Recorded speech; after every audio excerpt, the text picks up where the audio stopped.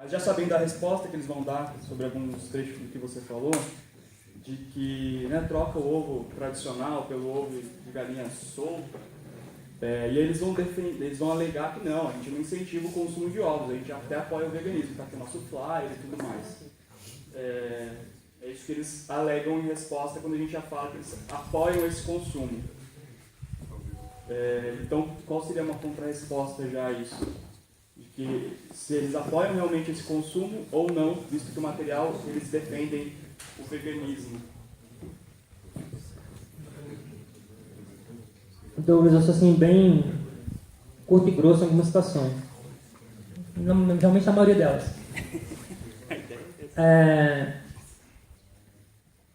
Seja um indivíduo, seja uma organização, se ela defende qualquer uso do animal, mínimo que seja, para qualquer situação, para mim ela não é vegana. Ele pode falar o que ele quiser, ele pode publicar o que ele quiser, colocar o site que ele quiser, a palestra que ele quiser. Simples não é. É uma questão lógica. Né? O que é direitos animais, o que é veganismo? X. Aí eu abro uma exceçãozinha nesse X para poder ter uma certa coisa. Pô, então já não tem mais o X, cara. Não tem, entendeu? É o mesmo papo do... como só um ovinho de vez em quando. Não é, cara. Então não é. Seja honesto consigo mesmo. Né? Como muita galera fala assim, não, eu tô no processo. Pô, eu era vegetariano, estou caminhando para o veganismo. Isso é honesto, a pessoa está sendo honesta, né? Ela está sendo honesta. Consigo ir com quem ela está dialogando. Ela fala, não, eu consumia tanta coisa, agora estou consumindo menos, estou diminuindo, estou no processo, eu estou caminhando, eu quero chegar lá. Isso chama-se honestidade. Agora a pessoa, não, ela consome, seja para alimentar ou para qualquer outra coisa, mas ela faz o discurso que é vegana, faz o discurso que ela luta pelos animais. Cara, isso é hipócrita, isso é medíocre, entendeu? É complicado. Então, assim, as respostas que eles dão são as respostas mais tá veganismo, né? Bizarras, assim. E eles acham que você publicar a palavra veganismo no site significa que você é vegano. Ah, eu sou vegano? Sou, tá no nosso site lá, tem tudo lá sobre veganismo. Ah, eu posso botar um monte de coisa no meu site que não tem nada a ver com o que eu defendo na prática, e quem vai ler fala, nossa, o Leão defende isso e aquilo. Não tem porcaria nenhuma. Tá lá, mas tá lá, propaganda, aqui é uma propaganda. Cara, site é pra isso. Pra mim a ONG não é, tá? Gente, eu tô batendo na instituição, tá? E obviamente no Lucas. No Lucas. Porque ele é o cara que lidera. Ele é o líder, ele é o presidente, ele é o organizador, é o cara que comanda. É diferente. Eu não estou me referindo aos voluntários. Porque muitos voluntários da MFA estão ali de gaiato. São pessoas honestas, são pessoas que acreditam naquilo ali, que ainda não caíram a ficha, tá? Então, assim, meu discurso não é contra o voluntário, mas é contra a organização, que é uma multinacional, a MFA é uma multinacional, que já foi escorraçada nos Estados Unidos, por isso que ela veio abortar aqui, parar aqui, ela veio se ancorar no Brasil, que o Brasil aceita tudo, tá? E justamente no momento que a nossa causa, o abolicionismo está baixando, então ela vem para cá. Nos Estados Unidos, a MFA não tem essa força toda lá, não. Lá ela já tomou muitas porradas lá. Europa, menos ainda, tá? Então, assim, a minha crítica aqui não é aos voluntários, que muitos... eu ajudo muito voluntário da MFA, que manda mensagem para mim, de cidades pequenas. Fala assim, não, você poderia me ajudar com isso e aquilo? Me indicaram você para falar sobre tal coisa. Então, eu vou lá e ajudo a pessoa, por e-mail, pelo Facebook, eu dou indicação para a pessoa. Cara, lê isso, assiste esse vídeo, tá? Você percebe na pessoa a inocência dela. Ela não faz ideia da esculhambação que é a liderança dessa organização. Ela não faz ideia que nos bastidores o que reina é a picaretagem, entendeu? Então, só pra gente entender que às vezes a gente acaba generalizando achando que todo mundo que está naquele grupo ali é... Não é o grupo inteiro, tá? É o cara que lidera, ele tem que ser batido nele mesmo, tá? Ele não quer ser o seu líder? Não quer ser o presidente? Ele vai ter que aguentar a bomba, então. Não, eu queria que você falasse um pouco sobre o papel da SVB, porque eu acho que eu sou um inocente útil desse aí que você falou aí. Eu conheci a SVB ano passado, eu fui no VegFest, eu saí de lá muito encantado, eu gostei. Mas eu acho que eu estou evoluindo, né? Que já estou aqui, né? Então, eu queria que você falasse um pouco aí desse... de mistificar, se desmascarasse um pouco a SBB, que você fez uma crítica dura aí, a SBB. Tem uma frase só. Eu só citei ela. Você citou ela associada à palavra picareta. Qual é o seu nome? Walter. Ô, Walter. Bom, cara, você pode pegar tudo que eu falei da MFA e jogar na SBB. Qual que é a sua questão? A sua agora como indivíduo? Você foi atraído pela organização, como muitas pessoas aqui dentro, como muitos de colegas nossos, mais velhos da causa, de uma necessidade de estar num grupo, cara. Todo mundo tem vontade de estar num grupo. Ainda mais num grupo já organizado, que já tem uma estrutura, entendeu? Que já faz um trabalho, você falou do bag fashion, por exemplo. Né? A estrutura, ela encanta. Né? Chega naquela estrutura toda. A questão é justamente essa. Por falta de embasamento, a gente acaba se enganando com essa estrutura toda, com aquele marketing todo, e não sabemos do que rola nos bastidores. Os bastidores da SBB, cara, é tão sujo quanto um galinheiro. Entendeu? Eu vi que você está com um livro na mão. Esse livro aí, por exemplo, pode te fazer sair da SBB. Quando você terminar de ler esse livro aí, você vai falar, puta, eu não quero saber mais da SBB. Esse livro surgiu de uma treta da SBB. Isso aí é uma resposta. A segunda sem carne. A lactolatria, eu coloquei na sua mão. Tá? Então, qual que é a questão? Uma campanha picareta, e eu chamaria até de má fé, de uma segunda sem carne, que é uma ofensa à racionalidade humana aquilo. Tá? Então, assim, ou eu sou uma pessoa muito inocente e acredito naquilo, ou eu sou picareta e concordo com o que a organização está fazendo. Entendeu? Aí o Douglas emenda a sua pergunta com o Douglas. O Douglas pergunta assim, e quando a gente pergunta tal coisa, eles vêm com determinada resposta. A segunda sem carne da SBB é a mesma coisa, eles já têm uma resposta pronta. A última do momento é que a segunda sem carne, ela tem a capacidade de veganizar Deus e o mundo. A organização tal virou vegana por causa da segunda sem carne. Uma prefeitura inteira virou... Só na cabeça deles, cara. Inclusive falseando dados e números, tá? O Brasil agora, pelos números deles, tem 2 milhões de veganos. 15. Cara, 15 milhões? Não, 15 de vegetarianos. 15 milhões de vegetarianos e 2 milhões de veganos. Vocês conseguem imaginar o Brasil tendo 2 milhões de veganos, cara? Percebeu? Então, assim, eles soltam números. Vou falar sobre isso. Se tiver 50 mil é muito. Então, assim, é uma organização, nós brincamos entre nós, que é uma sociedade dietética bem-estarista vegetariana, tá? Porque é uma sociedade dietética, porque ela só trata de comida, né? E mesmo assim, ovo-lacto. A preocupação dela é a carne. Porque a definição da SVB de vegetarianismo é tirar a carne do prato. De tanto batermos nela, nos últimos anos ela colocou algumas coisinhas de veganismo, que igual o Douglas falou, você coloca porque aí o público quando entra no site fala, não, eles fazem campanha também pro veganismo. Me fala qual delas na prática. Na prática. Qual a realização na prática pro veganismo? Não tem, tá no site, entendeu? Na prática, todas as ações são ovo-lacto. Porque o intuito é o quê? Trazer público. A palavra vegano, a palavra exclusão de tudo de origem animal, assusta muita gente. As pessoas falam, não quero me envolver, essa coisa é muito radical, né? Sem nada de origem animal. Então, justamente com esse intuito, quando você fala assim, não, você tirou a carne do prato, mas você pode comer tudo que você quiser, você faz parte do time, pô, você congregou tudo, todo mundo vem, não se sente satisfeito, eu posso fazer parte, entendeu? Isso é uma estratégia que a Vegetarian Society de Londres fazia. Ela incluiu ovos dos leites, justamente para atrair o povo. Foi aí que teve o racha e saiu a galera que fundou a Vegan Society. Porque não concordava com isso. A ideia de abrir o leque de consumo é para trazer o público. Porque aí todo mundo vira vegetariano. Entendeu? É uma estratégia. Para comentar essa pesquisa, eu li uma entrevista de uma representante da SBB, que ela falava a seguinte frase, que o importante da pesquisa não era ela ser fidedigna, representar realmente o número de vegetarianos e veganos no Brasil. O importante era as pessoas declararem.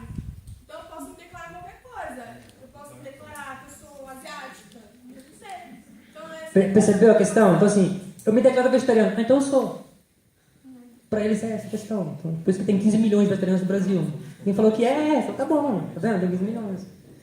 Você percebeu, assim, a maneira desonesta de lidar entre o que está no site, o que se divulga no site, e o que está na realidade?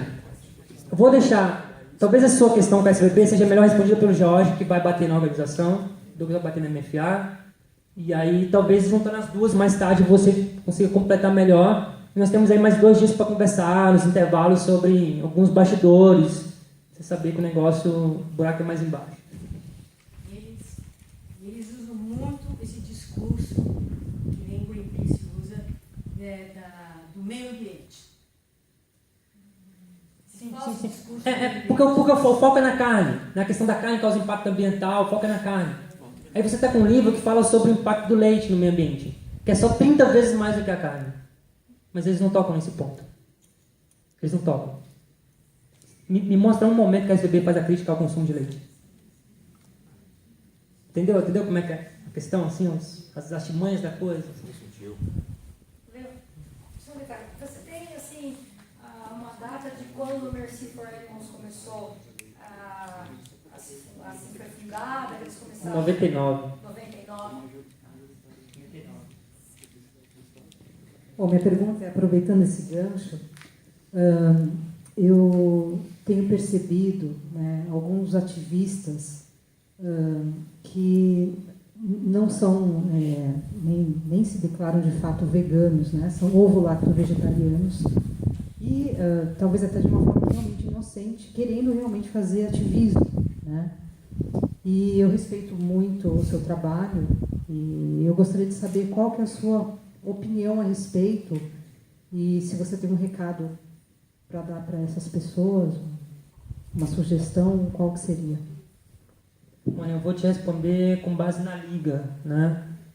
Que é um grupo criado pelas minhas ex-alunas, todas eram veganas, o objetivo delas era aprofundar no ecofeminismo e na ética animal, mas um princípio básico do grupo desde a sua fundação é que ele era aberto para quem não era, justamente para você trazer quem não é, porque senão vira um grupo de vegano falando para vegano. Isso é complicado. Não é o nosso caso aqui. É o nosso caso que a gente estamos trocando experiências, compartilhando experiências, né? Para cada um ir para o seu canto e fazer a sua ação. É diferente. É um encontro de veganos para poder trocar essa informação. No caso, já lá da ação, como você colocou, um monte de galera ovolacta aí que quer atuar, quer agir e tal. Pô, tem que trazer essa galera, cara. Porque justamente, se eu trago essa galera ovolacta, por exemplo, para ajudar a Cris no teatro, o contato desse ovolacto com a Cris ali no dia a dia do teatro, a Cris vira um exemplo para ela e fortalece aquela vontade que a pessoa tem de virar uma vegana. Tá? Se a pessoa quer ajudar o Vedascarte na Paulista, entendeu? Naquele momento ela não é, mas a experiência, tá ali junto com a galera, entendeu? Tá vendo como é que é a pegada, ela se fortalece, ela fala, porra, cara, era pra ter sido antes, né? Pô, aí cai a ficha.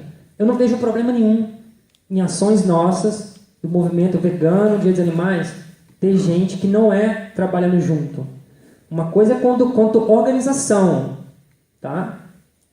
Você não pode, obviamente, deixar um ovolacto falar pela sua organização, tá? No caso da Liga, né? As meninas mais antigas fundadoras são todas veganas. Tem uma gente que não é, que é vegetariano, que é o ovolacto tá ali, tá? Elas não falam em nome da Liga, porque podem falar besteira na inocência, tá? Quando alguém vai falar em nome da Liga, ou vai falar Sara, ou fala eu, ou fala Daiane, né? O Camaleão, o Douglas vai falar. O Douglas fala, tem uma aqui, 5, 6 voluntários novos, chegou, são ovolactos. Esses ovolactos estão o quê? No processo de aprender com o Douglas e com a galera do Camaleão a como se veganizar. Na hora de falar algum representante do Camaleão na mídia, vai o Douglas ou vai um representante do Camaleão, que já estão na pegada, entendeu? Então, é a mesma questão do Vedas, né? O Jorge não vai deixar uma pessoa que não está na pegada falar em nome do Vedas. Entendeu? Então, uma coisa é a pessoa te representar como uma organização. Outra coisa é você trazer essa pessoa para contribuir, para aprender com a galera, para fazer ativismo mesmo. Não impede, a seu falar que não impede ela de fazer o ativismo. É porque o ativismo vai educando ela na prática, vai formando ela como vegana, entendeu? Eu não vejo problema nenhum, pelo contrário, eu acho que tem que vir mesmo, tem que trazer a galera volátil, entendeu? Pro negócio. Você falou que na década de 40 começou a pensar, eram as pessoas abolicionistas. Eu queria saber quem ou quais são essas pessoas, se você souber, em que país começou a se pensar no abolicionismo. Ó, então, aí é questão conceitual, né? Em 44, tá, é fundada a Vegan Society. Donald Watson, mais 5, 6 colegas vão fundar a Vegan Society. Ali é fundada o veganismo, tá, como uma abolição dentro do possível de tudo que é de origem animal. Eles não usavam a expressão abolicionismo animal, essa expressão é nova, tá, é nossa. Vem a partir aí do grupo de Oxford, anos 70, que vem essas expressões, vem conceitos e tal. Então, o veganismo, como abolição, como nós entendemos, começa em 44 com a Vegan Society de Londres. Tá? Era um grupo de amigos de 6 pessoas. Tá? E a coisa vai se expandindo, até atingir, anos 70, atinge as universidades britânicas, atinge a produção de consumo e tal. O abolicionismo, como nós entendemos, como teoria filosófica, e depois ela virar essa prática nossa, ela vai ter o boom nos anos 80, nos Estados Unidos. Tá? Com esses mesmos teóricos que eu citei. Tá?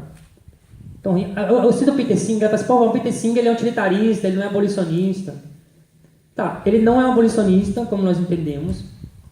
Porém, se você pegar o princípio da igualdade dele, que é a principal teoria dele, que ele criou para defender os animais, fica impossível você não abolir todos os consumos com a teoria do Singer.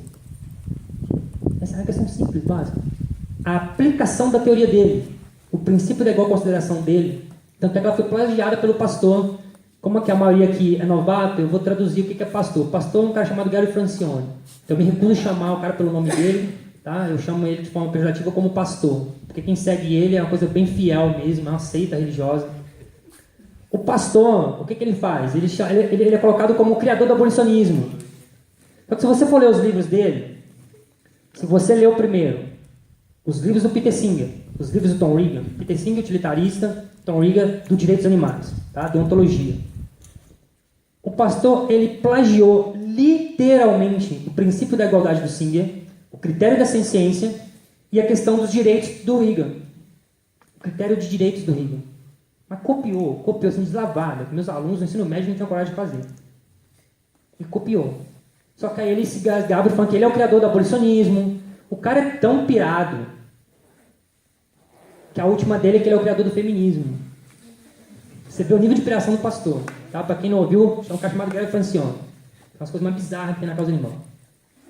Tá? Então o cara é pirado. Criador do ecofeminismo. Ele tem uma inspiração louca, esse cara. Assim. Você vê o nível de fanatismo que a galera que segue ele chegou a tal ponto que ele passou a acreditar realmente que ele está numa escala mais acima, sabe? Uma escala mais evolutiva. Assim. O nível que os fiéis levam a bola dele, assim. Entendeu? Vou contar aqui uma piadinha rapidinho aqui, que o psico está ali com um papelzinho para mim ali. O Singer veio dar uma palestra em Porto Alegre, há tempos atrás. Alguém fez a seguinte pergunta para ele assim: Singer, o que você acha das críticas que o Francione faz a você? Singer deu uma resposta que para mim foi uma das mais maravilhosas que eu já ouvi. Singer falou assim: esse menino precisa crescer. É o que eu vejo, não consigo ver outra coisa mesmo. Tá? Aí a galera fala assim: pô, mas você não vê nada bom no pastor, nada bom. Veja uma coisa: ele bate muito na tecla do veganismo. Isso é bom. Tá? Quando é um cara que está na mídia, é um cara que aparece, a única coisa boa nele é isso.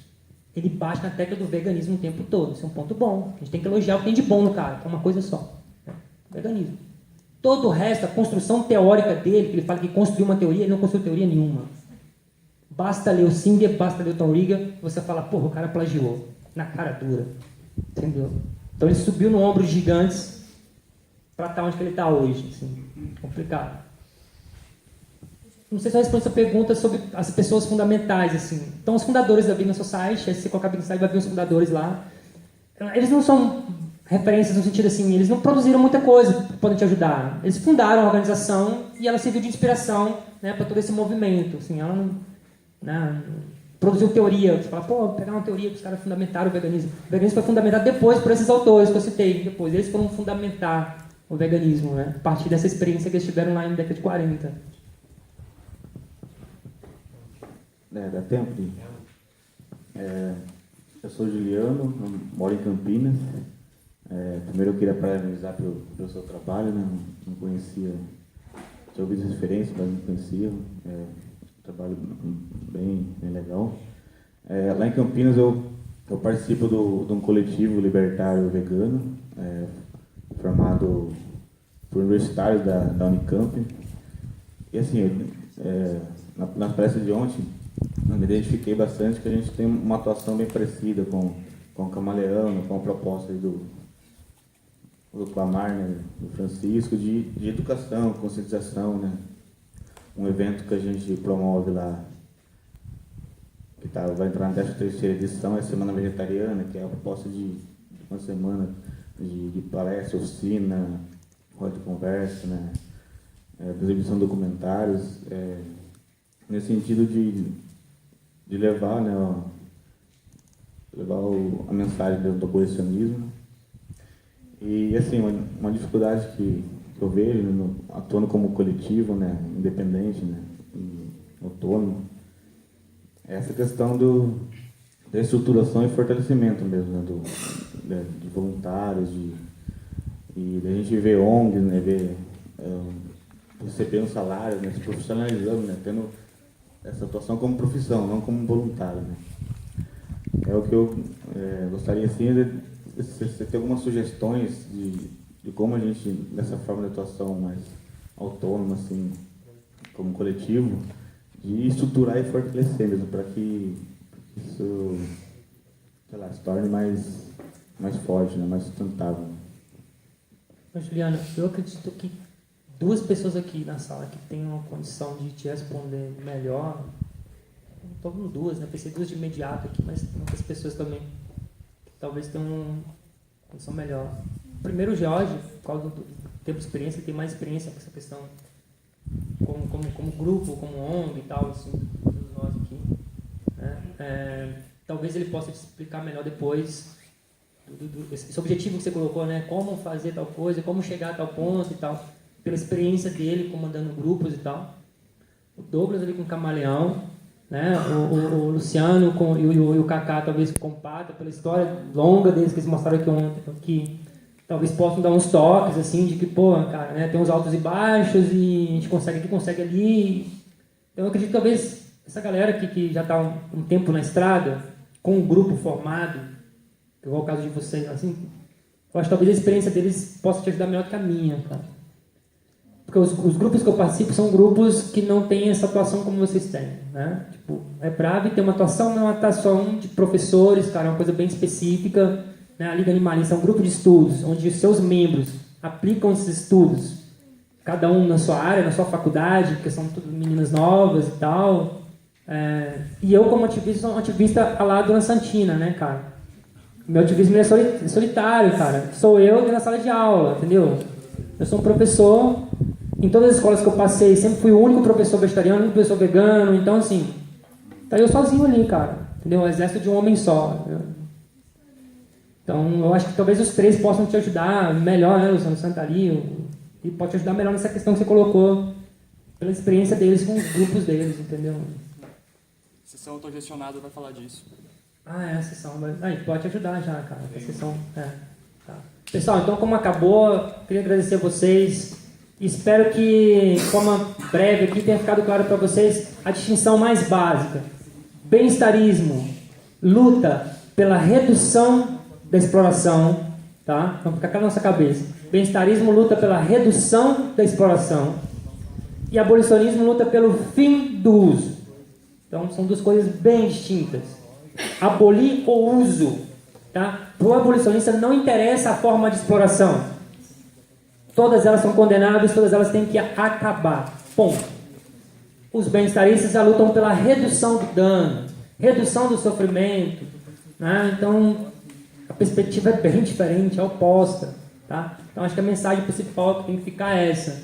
E aí, na hora de vocês fazerem a atuação de vocês, ou dialogar com esses 2 conceitos básicos na cabeça, já dá pra gente saber com quem a gente está lidando, tá? Com quem a gente está lidando, né? Quando a gente recebe convite de grupos ou de pessoas individuais, assim, o discurso da pessoa você já sabe com quem está lidando, tá?